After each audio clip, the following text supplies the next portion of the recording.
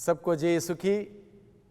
मैं father Francis Pinto फिर एक बार आप सबों के सामने ईश्वर का जीवंत वचनों को लेकर आया हूँ।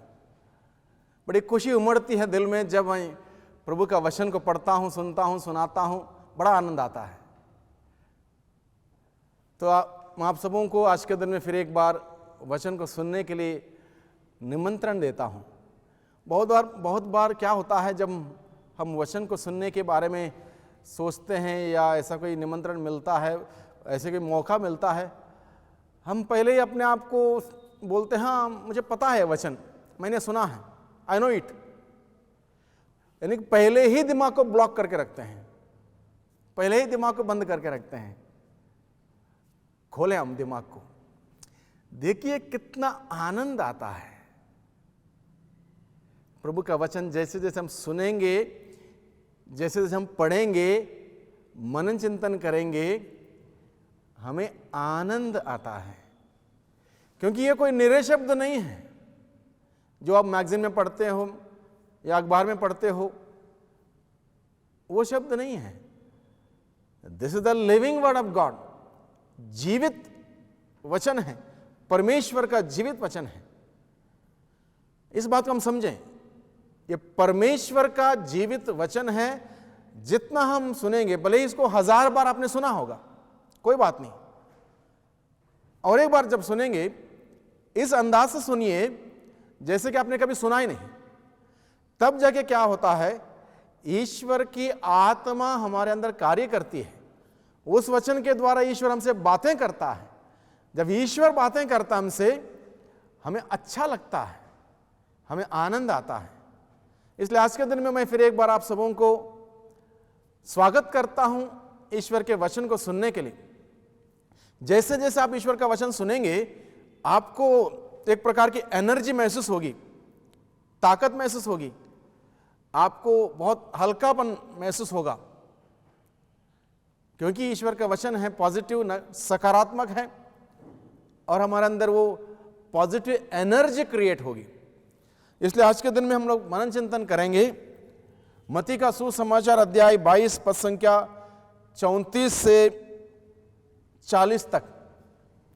यहां पर लिखा है, जब फरीसियों ने यह सुना कि ईसा ने सदूकियों का मुंह बंद कर दिया था, तो वे इकट्ठे हो गए, और उनमें से एक शास्त्री ने ईसा की परीक्षा लेने के लिए उनसे पूछा, गुरुवर, संहिता में सबसे बड़ी आज्ञा कौन सी है?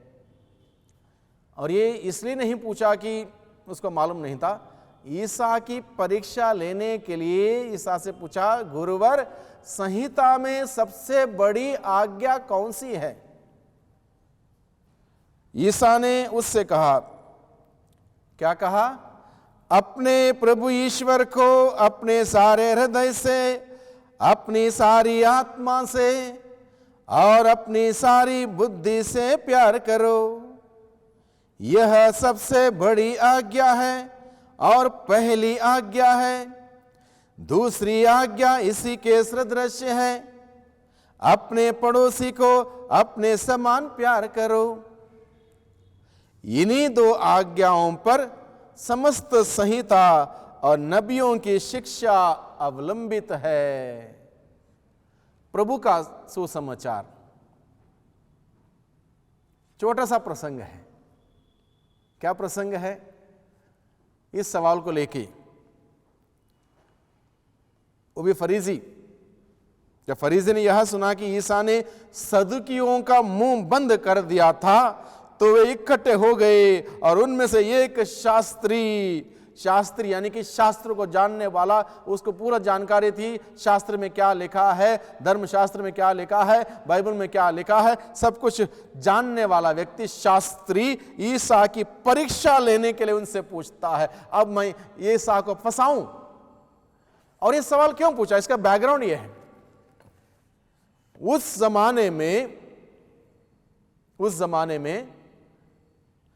617 आज्ञाएं प्रचलित थी। 617 rules and regulations were prevalent at that time. 617, वैसे आज्ञाएं कहते हैं 665 आज्ञाएं थी, लेकिन बहुत ही फेमस जो हर दिन रेफर करने वाली 617 यानी कि 617 आज्ञाएं प्रचलित थी जिनका पालन करना पड़ता था।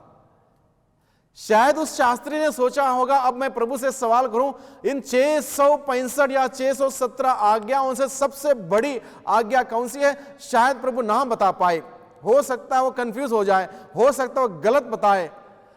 इसलिए फंसाने के लिए, क्योंकि शास्त्री जानता था सबसे बड़ी आज्ञा कौन सी है, क्योंकि वो शास्त्र जानने वाला व्यक्ति, शास्त्र में जो कुछ लिखा सब कुछ उसको मालूम है, और ये व्यक्ति हमें ईसा को फंसाऊं, इसलिए इस उद्देश्य से प्रभु से पूछता है संहिता में सबसे बड़ी आज्ञा कौन सी है। और प्रभु को कौन फंसा सकता है?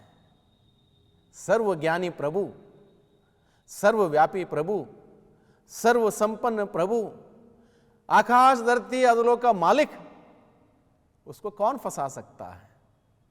शास्त्री ने सोचा कि मैं ऐसा सवाल करूं और मैं इसको फंसाऊं, लेकिन नहीं। जैसे ही सवाल किया, क्या सवाल किया? संहिता में सबसे बड़ी आज्ञा कौन सी है प्रभु? मैं जानता हूं कि 665 आज्ञाएं हैं या फिर 617 आज्ञाएं हैं, उन इतने सारे आज्ञाओं में से सबसे बड़ी आज्ञा कौन सी है? क्या सटीक उत्तर दिया? देखिए प्रभु ने क्या उत्तर दिया, बड़े ध्यान से सुनिए फिर एक बार, इस बात को समझना बहुत ही जरूरी है।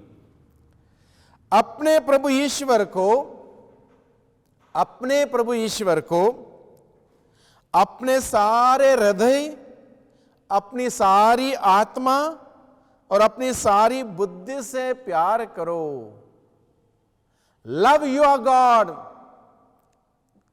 अपने प्रभु ईश्वर को अपने सारे हृदय से, अपने सारे मन से, अपनी सारी आत्मा से, अपनी सारी शक्ति से उस ईश्वर से प्यार करो। The first commandment, to love God with all your heart, with all your mind, with all your soul, and with all your strength, to love that God, that is the first and foremost commandment of God. बहुत सटीक उत्तर प्रभु ने दिया है, इसको हम गहराई से समझें। उसके बाद प्रभु क्या बोलता है? यह सबसे बड़ी और पहली आज्ञा है। This is the first and the greatest command, to love God with all your heart, with all your soul, mind and strength. This is the first and the greatest commandment. तो उसके बाद प्रभु क्या कहता है? दूसरी आज्ञा इसी के सदृश है। The second commandment is almost like this. क्या है? अपने पड़ोसी को अपने समान प्यार करो। अपने पड़ोसी को, love your neighbor as you love yourself. अपने पड़ोसी को अपने समान प्यार करो। यहां पर अपने अपने अपने अपने शब्द बार बार इस्तेमाल किया है। अपने प्रभु ईश्वर को अपने सारे हृदय से, अपनी सारी आत्मा से, अपनी सारी बुद्धि से, बार बार अपने अपने अपने। That means something very very dear to you, very very close to you, something comes out from your heart, something very touching to your heart. यानी कि अपना, अपनापन यूं ही नहीं आता है। अपनापन तब आता है when you feel, when you experience. It is something to do with the experience. अपना, that is very personal.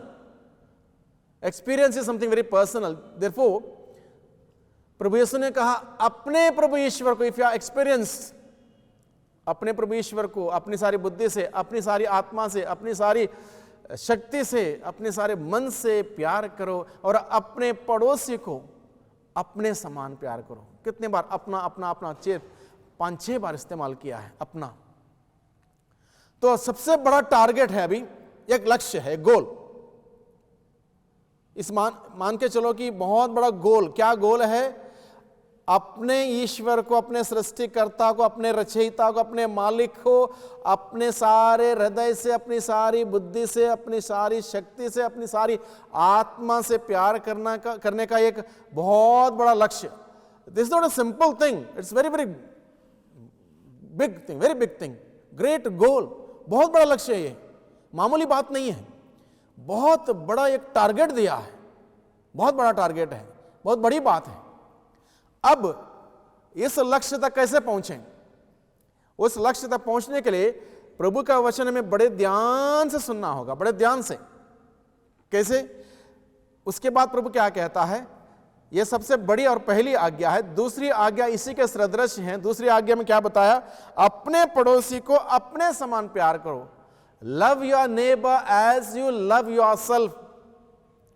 यानी कि वो लक्ष्य, बड़ा लक्ष्य जो है, अपने प्रभु ईश्वर को अपने सारे बुद्धि, आत्मा, शक्ति से, आत्मा से प्यार करने का जो लक्ष्य है, उस लक्ष्य तक पहुंचने के लिए हमें पहला कदम लेना होगा। हम सीधा, हाँ ईश्वर मैं आपसे प्यार करता हूं, I love you God, that is not enough. That वो शब्द है।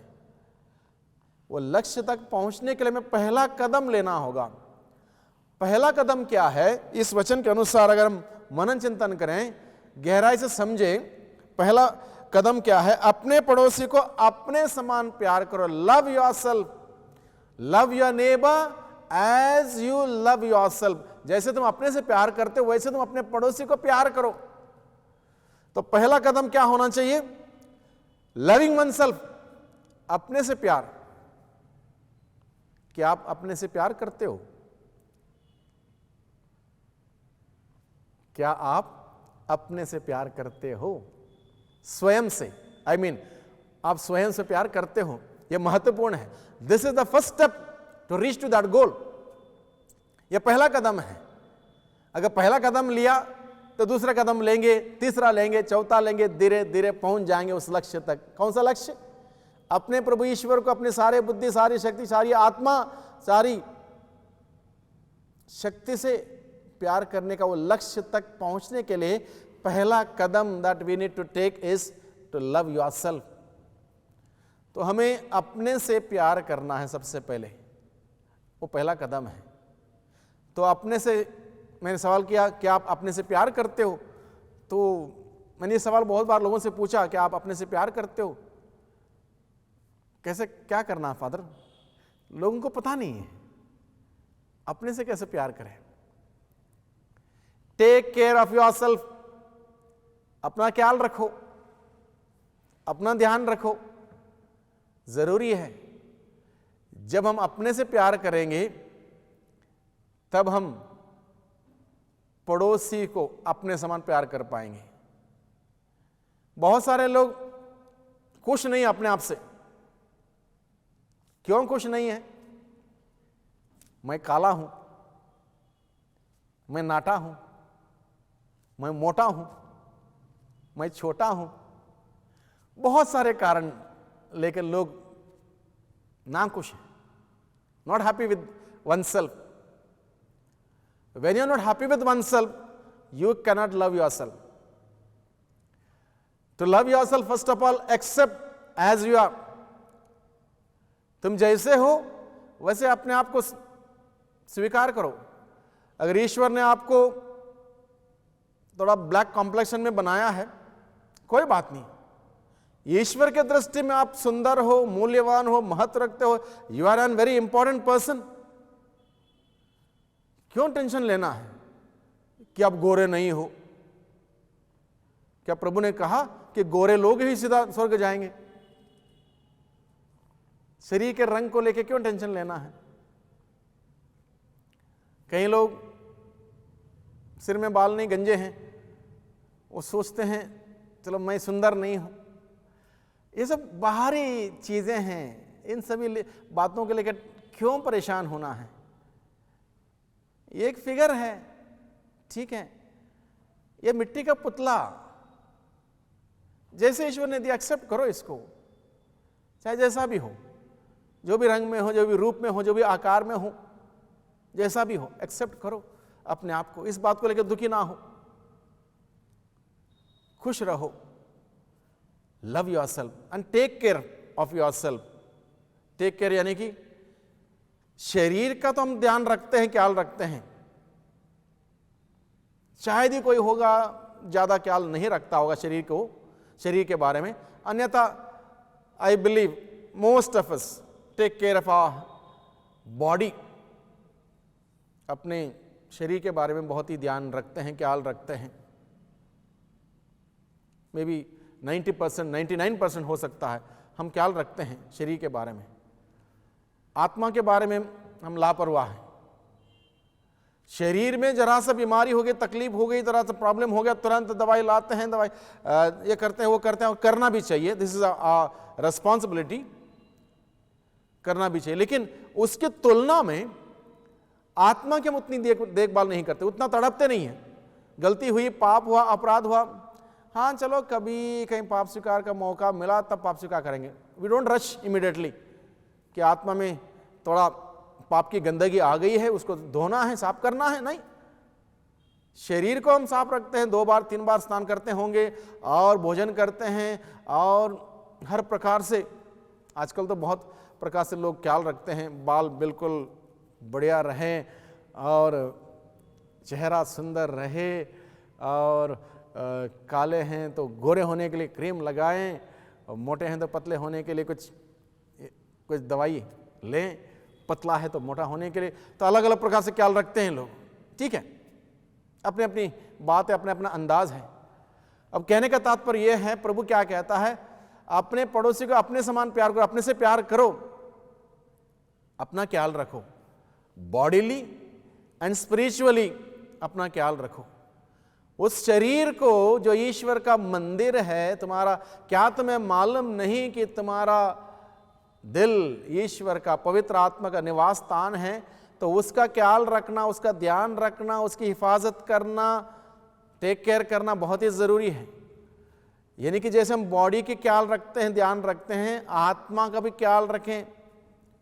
एक पॉजिटिव एटीट्यूड रखें अपने बारे में, पॉजिटिव एटीट्यूड, सकारात्मक सोच कि मैं अच्छा हूं क्योंकि मैं ईश्वर का बेटा हूं या बेटी हूं, ईश्वर ने मुझे बनाया है, जैसे बनाया सुंदर बनाया, उनकी अपनी दृष्टि से मैं बहुत सुंदर हूं। भले लोग कहें तुम ऐसे हो, तुम ऐसे हो, तुम वैसे हो, दुनिया की बात मत ध्यान ना दें, प्रभु की बात पर ध्यान दें। प्रभु क्या कहता है, नबी इसायाह का ग्रंथ अध्याय 43:4 में प्रभु कहता है, तुम मेरी दृष्टि में मूल्यवान हो, तुम मेरी दृष्टि में महत्व रखते हो, और मैं तुमसे प्यार करता हूं। गॉड लव्स अस, so let us love ourselves first. जब हम अपने बारे में अच्छा ख्याल रखेंगे, अच्छा विचार रखेंगे, पॉजिटिव विचार रखेंगे, सकारात्मक सोच रखेंगे कि मुझे ईश्वर ने रचा है, सुंदर रचा, अपने सदृश रचा है, अलग अलग प्रकार की खूबियों से, वरदानों से भरा है, संपन्न किया है, मुझे सब कुछ ईश्वर ने दिया है। When we have got that positive attitude towards oneself, so we can think about something positive about others. तो जब मैं अपने आप से प्यार करने लगूं इस प्रकार से, तब हम दूसरों को भी उसी नजरिए से देख सकते हैं। अगर मेरे अंदर अच्छाइयां हैं, खूबी है, पवित्रता है, शुद्धता है, अच्छे गुण हैं, अच्छे क्वालिटीज हैं, तब उसी दृष्टिकोण से दूसरों को देखूंगा, दूसरों की तारीफ करूंगा, दूसरों की प्रशंसा करूंगा, दूसरों की शाबाशी दूंगा, दूसरों को समझूंगा, दूसरों के दुख दर्द समझूंगा, हेल्प करूंगा, रीचिंग आउट नेचर दूसरों के प्रति, ये सब रहेगा तो प्यार व्यक्त होगा। क्योंकि मेरे अंदर है प्यार तो मैं व्यक्त करता हूं। अगर मेरे अंदर प्यार नहीं है, अपने बारे में मैं नकारात्मक सोच रखता हूं, नेगेटिविटी मेरे अंदर है, सोच में नेगेटिविटी है, भावना में नेगेटिविटी है, तो मैं दूसरों को प्यार दे पाऊंगा? नहीं दे पाऊंगा। The first step to reach to that goal, to love your God with all your heart, with all your soul, with your mind and strength, to reach to that goal, the first step to love yourself, अपने आप से प्यार करें। जैसे सुबह उठते हो आप, मैं समझता हूं आईने को देखते होंगे, आईने को देखिए, अपने आप को आईने को देखिए और कहिए यू आर वेरी गुड, आप बहुत अच्छे हो।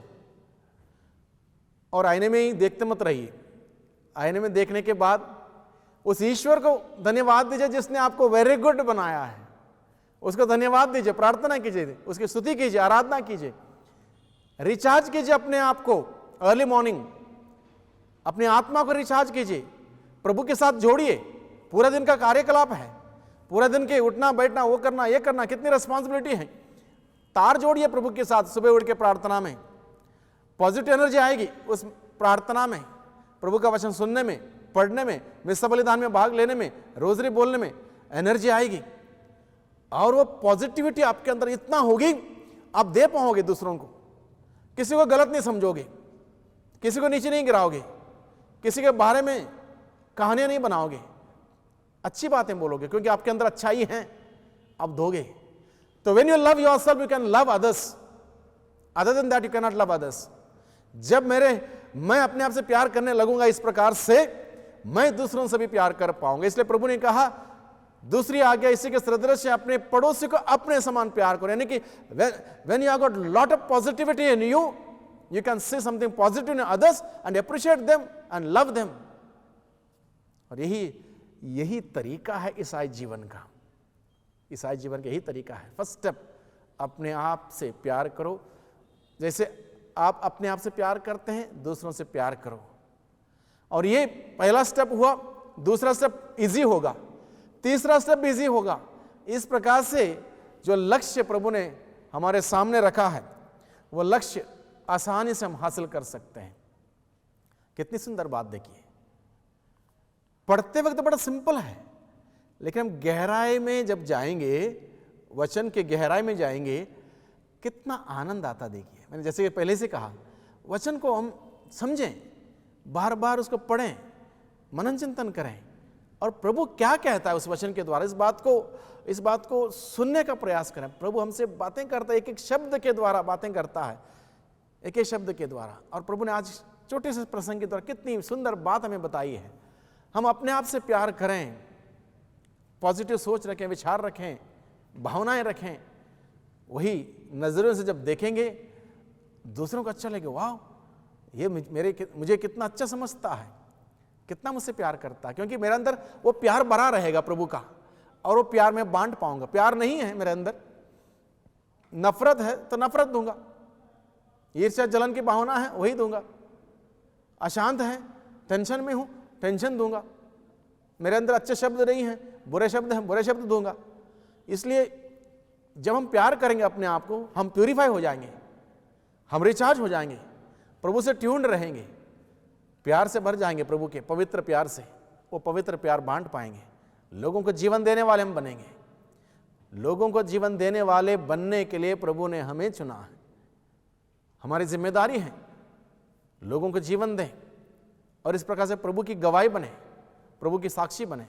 ऐसा करने से हम उस पिता परमेश्वर से पूरे दिल से, पूरे मन से, पूरी आत्मा से, पूरी शक्ति से प्यार कर पाएंगे। प्रभु का वचन कहता है, जिस व्यक्ति के साथ तुम रहते हो, जिसको देखते हो, अगर तुम उससे प्यार नहीं कर पाओगे, तुम उस ईश्वर से कैसे प्यार करोगे जिसको तुम देखते भी नहीं? Not possible. इसलिए जरूरी है कि हम अपने आप से प्यार करें, दूसरों से प्यार करें, जिसके साथ रहते हैं, जिसके साथ जीते हैं, जिसके साथ कार्य करते हैं, उनसे प्यार करें। तब हम उस ईश्वर से पूरे मन से, पूरे दिल से, पूरे आत्मा से, पूरी शक्ति से प्यार कर पाएंगे। आइए हम सभी प्रार्थना करें। सर्वशक्तिमान पिता परमेश्वर, धन्यवाद देते हैं आपके जीवंत वचनों के लिए। आपने बड़े सुंदर तरीके से हम सबों को सिखाया है आपकी आज्ञाओं को मानते हुए कैसे हम आगे बढ़ सकते हैं। आपने कहा सबसे पहले हम सभी अपने आप से प्यार करें, दूसरों से प्यार करें, ताकि हम आपसे प्यार कर पाएँ। हमें सिखाइए प्रभु आपसे प्यार करने के लिए, एक दूसरे से प्यार करने के लिए, और अपने आप से प्यार करने के लिए हमें सिखाइए। हमारे अंदर जो भी नकारात्मकता है, नेगेटिविटी है, उन सबों को दूर रखते हुए आपसे पूरे दिल से, पूरे मन से, पूरे आत्मा से, पूरी शक्ति से प्यार करने की कला हमें सिखाइए। दुआ करते हैं उद्धारकर्ता यीशु मसीह के नाम से, आमीन।